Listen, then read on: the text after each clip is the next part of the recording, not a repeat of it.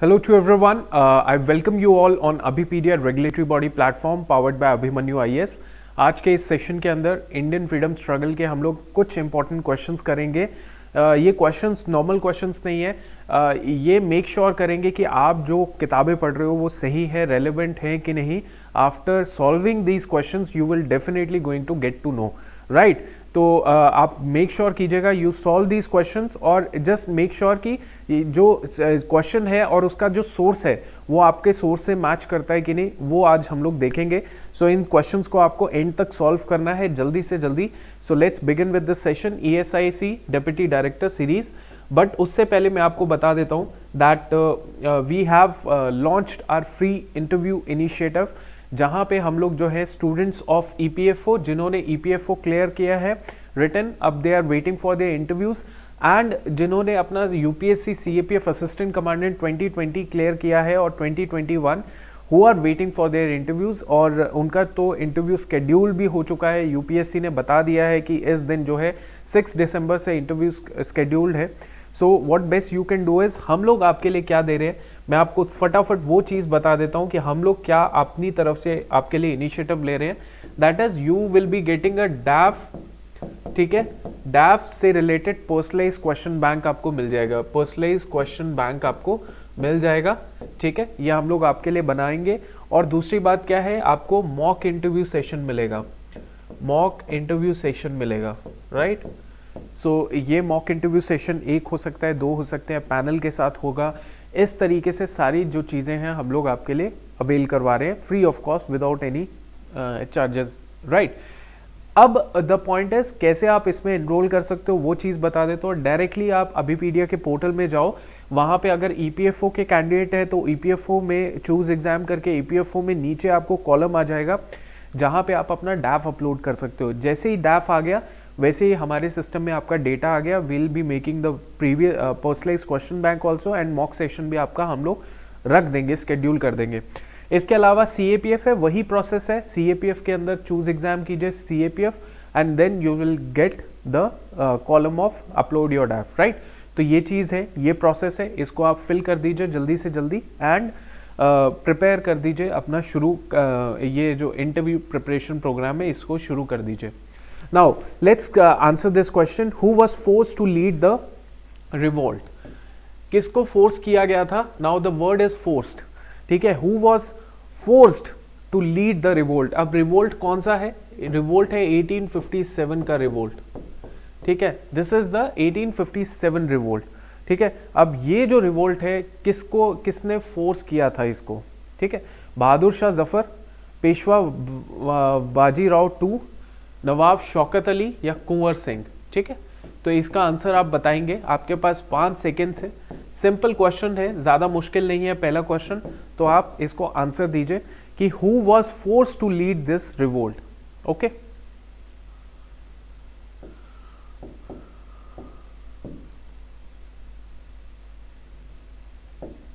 हाँ जी, देखिए it is very very clear.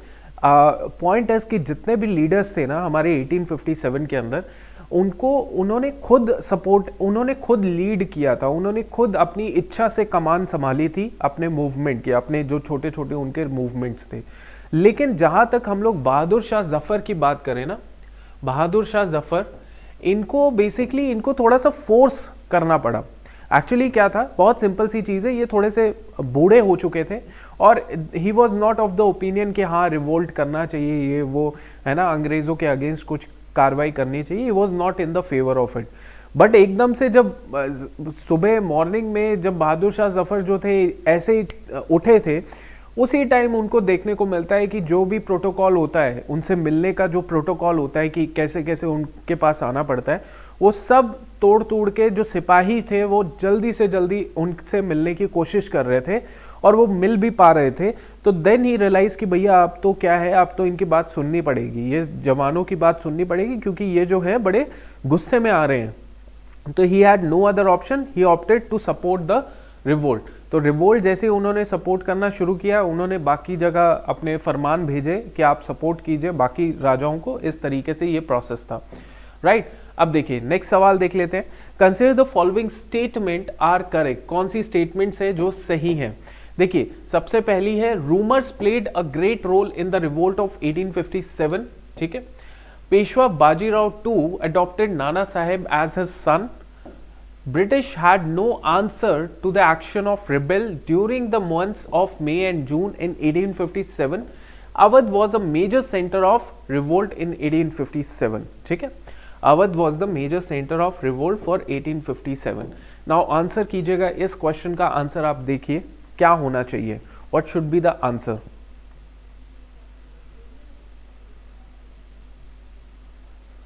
What should be the correct answer? देखिए पहला तो अगर मैं बोलूं कि पहला जो स्टेटमेंट है that is correct, yes that is correct, that is correct because जो रूमर्स थे they actually played a great role. How? देखिए दैट वाज द मोमेंट जब आपको पता है कि काउ फैट है ना, सॉरी बीफ का फैट जो है वो यूज़ किया जा रहा है, सुअर की चर्बी को यूज किया जा रहा है कार्ट्रिज के अंदर, तो वो सेंटिमेंट्स को भड़काने का जरिया था।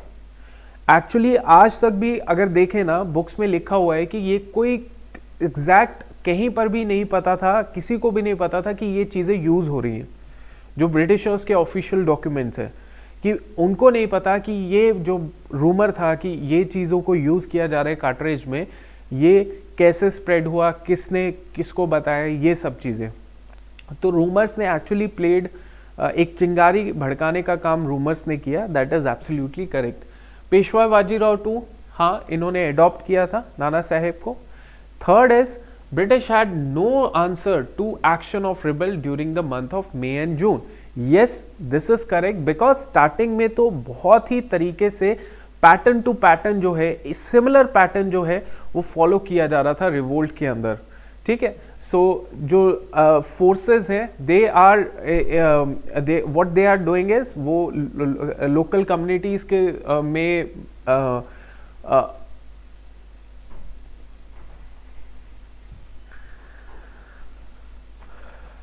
Okay, so what they are doing is वो लोकल कम्युनिटीज़ के साथ कांटेक्ट कर रही थी, लोकल कम्युनिटीज़ मतलब गुस्से में आ रही थी, फिर वो अटैक कर रहे थे लोकल एडमिनिस्ट्रेशन की तरफ।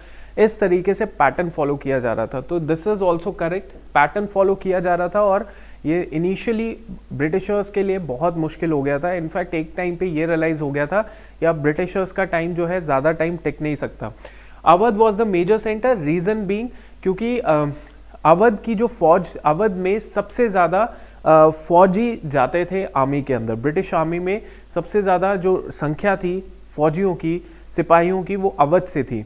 और फौज के अंदर सिपाहियों के साथ जो इंडियन सोल्जर्स थे उनके साथ अच्छा बर्ताव नहीं होता था, इसीलिए अवध के लोग बहुत ही ज़्यादा सिपाही परेशान थे अवध के। और अगर अवध के सिपाही परेशान होंगे तो उनकी फैमिली भी डिस्टर्ब होंगी। तो इसीलिए अवध को क्या कहा जाता था? Awadh was also known as nursery of Bengal army. क्या कहते थे इसको? नर्सरी ऑफ बंगाल आर्मी, ठीक है। सो आप थोड़ा सा याद रखेंगे। सो ये चारों की चारों स्टेटमेंट्स 1 2 3 एब्सोल्युटली करेक्ट है, right? Okay, now next question is civil lines were established for clerks, kings, labourers या ब्रिटिशर्स। तो सिविल लाइन्स जो स्टैब्लिश की गई थी वो किसके लिए स्टैब्लिश की गई थी, किन के लिए रहने के लिए स्टैब्लिश किया गया था? बताइए इसका आंसर क्या हो सकता है? Civil lines. आज भी हम लोग देखते हैं कई ऐसे सिटीज़ हैं जहाँ पे सिविल लाइन्स लिखा होता है, रेसिडेंशियल एरिया होता है। तो that was for what, for home? Kings, labourers, Britishers या क्लर्क्स, राइट? सो देखो ये जो सिविल लाइन्स है ना, ये तब शुरू हुआ जब ब्रिटिशर्स को रियलाइज हुआ कि यार, आंसर इज ऑब्वियसली ब्रिटिशर्स, ठीक है। तब रियलाइज हुआ जब ब्रिटिशर्स ने ये अंडरस्टैंड किया कि यार अगर हम लोग जो है ना बहुत ही ज़्यादा कंजस्टेड एरियाज में रहेंगे ना, क्योंकि आबादी बढ़ रही है, यूरोपियन नंबर्स भी बढ़ रहे हैं, यूरोपियन लोग भी बढ़ रहे हैं, ट्रेडर्स बढ़ रहे हैं, तो उन्होंने डिसाइड किया। और ऊपर से बीमारियां भी फैल रही थी, ब्लैक टाउन्स के अंदर बीमारियां फैलने के बाद वो वाइट टाउन्स के अंदर ही आ रही थी। तो देन ब्रिटिशर्स थॉट कि हम लोग अब थोड़ा कंट्री साइड में या थोड़े ग्रामीण एरिया में अपने रेसिडेंशियल एरियाज बनाएंगे। तो तब उन्होंने सिविल लाइंस को शुरुआत किया कि वहाँ पे वो रहेंगे और वहाँ पे है ना थोड़ा खुला डुल्ला रहेगा तो सही रहेगा, राइट। तो ये this was for the Britishers, understand. Now next is lottery committee जो है, lottery committee was established in which year, lottery committee establish कब हुई थी, ठीक है। सो लॉटरी कमिटी एक तरीके से कौन सी कमेटी थी, थोड़ा सा क्लू मैं दे देता हूँ, ठीक है, और ईयर आपने खुद बताना है। सो बेसिकली क्या था, मैंने आपको वही बताया कि लोग जो थे ब्लैक टाउन्स के अंदर बहुत कंजस्टेड थे, रहते थे, ठीक है, और कंजस्टेड होने की वजह से और साफ सफाई कम होने की वजह से, पब्लिक सैनिटेशन कम होने की वजह से बीमारी फैली, प्लेग फैला, कॉलेरा फैला, ये सब फैला। तो ultimately Britishers got to know, realised कि जी अब हमें इधर जो है साफ सफाई रखनी पड़ेगी, अदरवाइज यही हवा जो है हमारे पास आ जाएगी। तो then they after doing this thing what they did is, उन्होंने पैसा इकट्ठा करना शुरू कर दिया आम जनता से through a lottery committee, right. तो ताकि हम लोग पैसे इकट्ठा करें और आपके ऊपर लगाए, this is your responsibility to give us money and then we'll try to use that money to provide you better amenities so that थोड़ा cleanliness रहे। तो और lottery committee was established in 1817 में, ठीक है, 1817 में, 1817 में, ठीक है। चलो नेक्स्ट हम लोग करते हैं विच of the following is not a correct option. Correct option क्या है, कौन सा करेक्ट ऑप्शन नहीं है, ठीक है। जैसे कि Calcutta was established by British. The port of Surat declined in 16th century. There were 3 presidency cities. The British introduced many new architectural designs in India. Understand? So आपने बताना है कौन सा गलत ऑप्शन है, कौन सा क्या है गलत ऑप्शन, कौन सा क्या है गलत ऑप्शन।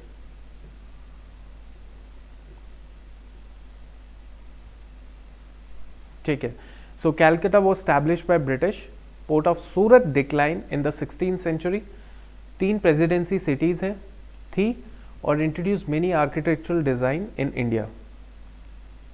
देखो दिस इज करेक्ट ऑप्शन, ठीक है। सो जैसे आप देखोगे नियो गोथिक, उसके बाद इंडो सारा सैनिक, है ना, इंडो सारा सैनिक हो गया, इंडो सारा सैनिक हो गया,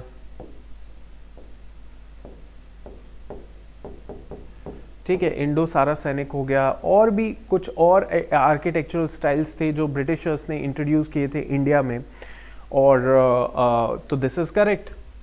3 प्रेसिडेंसीज थी, बिल्कुल 3 प्रेसिडेंसीज थी, Bombay, Calcutta, Madras. Calcutta was established, yes, Calcutta was established by Britishers, 3 गांव थे उनको मिला के इसको स्टैब्लिश किया। सूरत डिक्लाइन हो गया था, पोर्ट ऑफ सूरत डिक्लाइन हो गया था 16th सेंचुरी में, नहीं गलत है ये। क्यों? क्योंकि यार इसी टाइम पे तो ब्रिटिशर्स आए थे सूरत पोर्ट में और उन्होंने वहीं पे अपना ऑफिस भी खोला था, और भी बहुत सारे यूरोपियंस आए थे।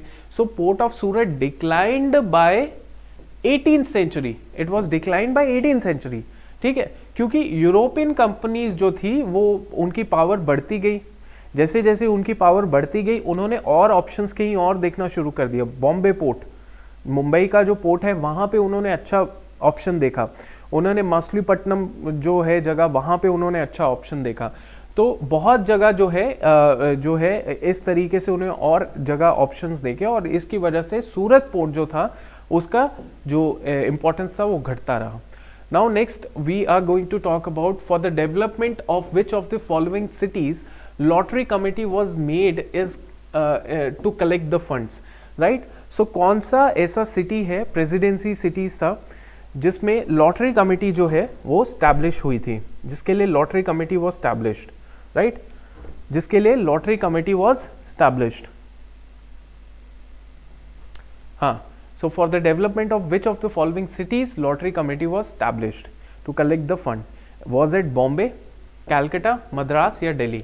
अब दिल्ली तो होगा नहीं, ठीक है, दिल्ली तो होगा नहीं इस टाइम पे, तो बॉम्बे, कैलकाटा, मद्रास। नाउ कि लोगों को देखो कैलकाटा में इस चीज़ों की शुरुआत कैलकाटा में होना बनता है, क्योंकि ब्रिटिशर्स जो थे कैलकाटा में क्या था ना, ब्रिटिशर्स बहुत ज़्यादा हो चुके थे, यूरोपियन ज़्यादा हो चुके थे, ट्रेड वहाँ से बढ़ रहा था, तो वहाँ पे ऑलरेडी कंजेस्टेड एरियाज थे।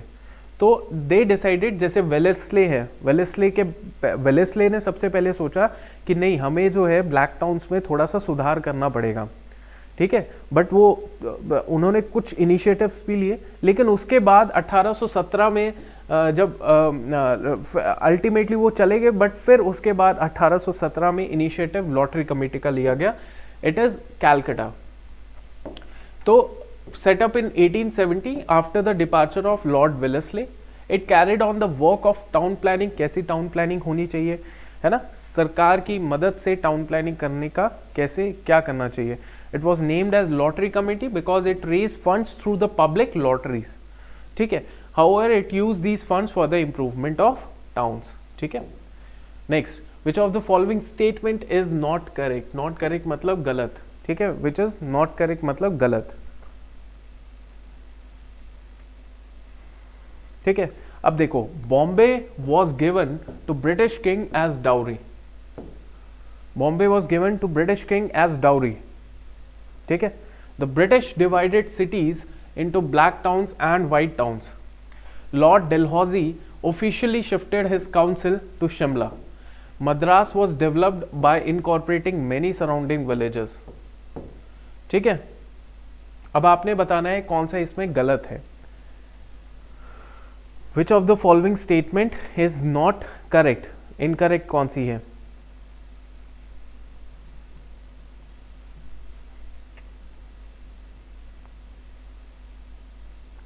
अब देखो, पहली स्टेटमेंट तो हमें पता चल गया कि हाँ, डाउरी में बॉम्बे मिला था, ये ठीक है। हाँ, ये भी ठीक है, जो मैंने अभी आपको बताया भी था, black town white town. In fact Britishers तो ये भी कोशिश कर रहे थे कि ये तो क्लासिफिकेशन थी black town and white town, ये तो थ्रू आउट इंडिया में नहीं चला। सिर्फ ब्रिटिशर्स ने इंडिया में ये डिवीजन नहीं किया, ब्रिटिशर्स ने हर जगह ये डिविजन्स किया। साउथ अफ्रीका में ब्लैक टाउन व्हाइट टाउन होता था। सो जहाँ पर भी ब्रिटिश प्रेजेंस थी इन द एंटायर वर्ल्ड के अंदर, जहाँ पर भी उनके कॉलोनियल एरियाज थे, वहाँ पे they separated in black town and white town.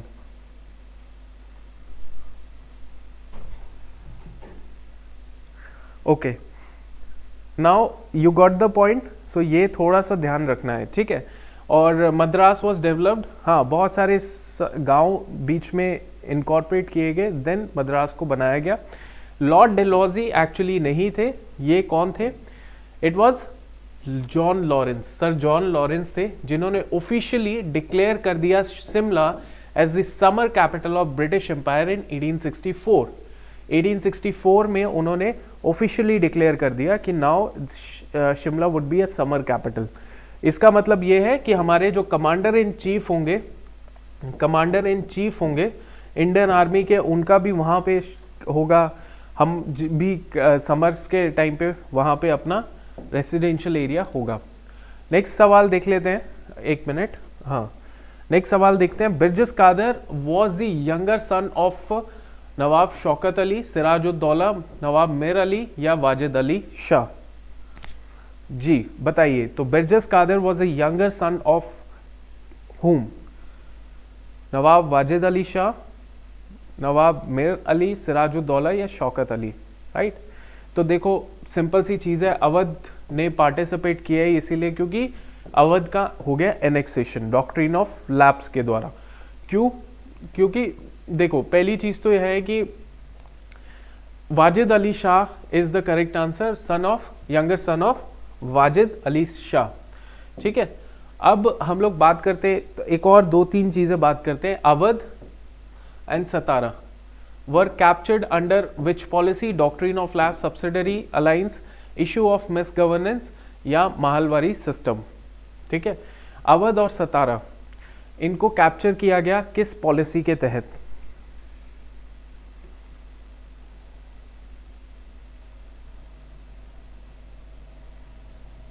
इनको कैप्चर किया किस पॉलिसी के तहत?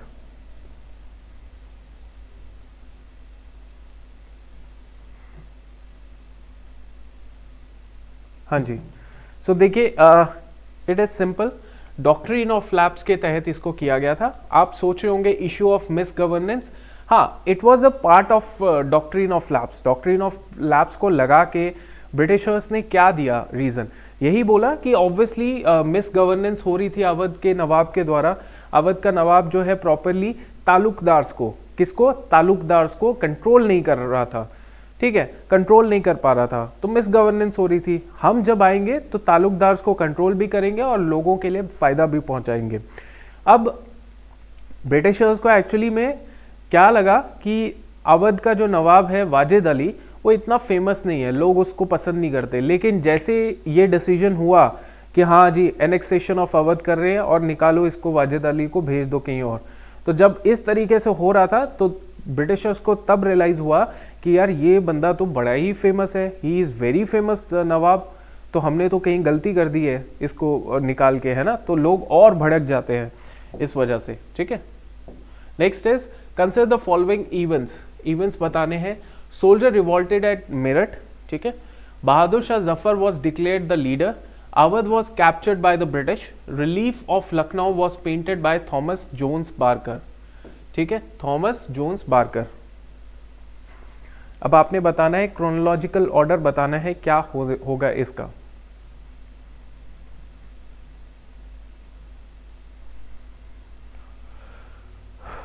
देखिए सबसे पहली चीज तो ये है कि हाँ, तो Awadh was captured by the British should be first, ठीक है। उसके बाद soldiers revolted at Meerut, yes. Bahadur Shah Zafar जो थे थर्ड आ गया, नहीं sorry third, second option third इसमें आएगा। Relief of Lucknow was painted by this. अब देखना आपको ये जो पेंटिंग है ना, रिलीफ ऑफ लखनऊ, क्या, रिलीफ ऑफ लखनऊ, ये पेंटिंग आपको एनसीईआरटी की किताब में मिलेगी, ठीक है। सो वो पेंटिंग है, ये क्वेश्चन जो है बहुत ही इंपॉर्टेंट इसीलिए क्योंकि यूपीएससी ऐसा सवाल पूछ सकती है, पूछे भी हुए हैं, ठीक है, कि रिलीफ ऑफ लखनऊ जो है वो किस पेंटर ने पेंट की थी, है ना, तो ये सवाल हो सकता है। और भी उधर पेंटिंग्स लगी हुई थी जिसमें दिखाया जा रहा था कि किस तरीके से, अब इसमें क्या था रिलीफ ऑफ लखनऊ में, इस पेंटिंग में ये दिखाया जा रहा था कि लखनऊ में अब कंट्रोल हो चुका है ब्रिटिशर्स का, ब्रिटिश के जो कमांडर्स हैं वो अब वहां पहुंच चुके हैं, वो पेंटिंग में दिखाया जा रहा है। तो रिलीफ ऑफ लखनऊ इस तरीके से दिखाया जा रहा था। C option. Birjis Qadir was the young son of, ये हमने देख ही लिया है, ओके। नेक्स्ट इज, ओके ये डबल आ रहा है कहीं पे, एक मिनट, ओके अच्छा ठीक है। सो आज की क्लास में इतना ही हमने पढ़ना था। आपको कोई भी डाउट, दिक्कत, क्वेरी है, you can directly ask in the comment section also, या call to Abhipedia regulatory body also. And ये जो इनिशिएटिव है इसको आप, अगर कोई आपके नोन में भी है, आपने खुद क्वालिफाई किया है, you can directly visit the process, आप enter the process and get the benefits of this free initiative, ठीक है। सो आई होप ये क्लास आपको अच्छी लगी होगी क्योंकि इसमें थोड़े से डिफरेंट क्वेश्चंस आज डाले हुए थे। एंड मेक श्योर कीजिए, चाहे कोई भी एग्जाम है, यूपीएससी के एग्जाम्स की बात कर रहा हूँ, यूपीएससी का कोई भी एग्जाम होगा, वहाँ पे जो स्टैंडर्ड बुक होती है जिसको पढ़ने में ही लोग जो है नहीं पढ़ते अच्छे से, उसकी वजह से उनको मार्क्स नहीं मिलते। लेकिन standard book is always NCERT, ठीक है, NCERT class 12th, NCERT class 12th, ठीक है। और जिसके पास थोड़ा सा टाइम ज़्यादा है, ठीक है, क्योंकि it is good, 8th class की एनसीईआरटी भी पढ़ लीजिए। अगर ये दोनों एनसीईआरटी आप पढ़ते हैं, कोई स्पेक्ट्रम नहीं, कोई बिपिन चंद्रा नहीं, कोई शेखर बंदोपाध्याय नहीं, कोई कुछ नहीं, आप ये दो किताबें पढ़ लीजिए, you are all with any kind of exam जो जिसमें फ्रीडम स्ट्रगल आएगा। This is the best source of learning, ठीक है। सो आज के लिए इतना ही। I hope to see you for the next time. Thank you, keep working hard, thank you.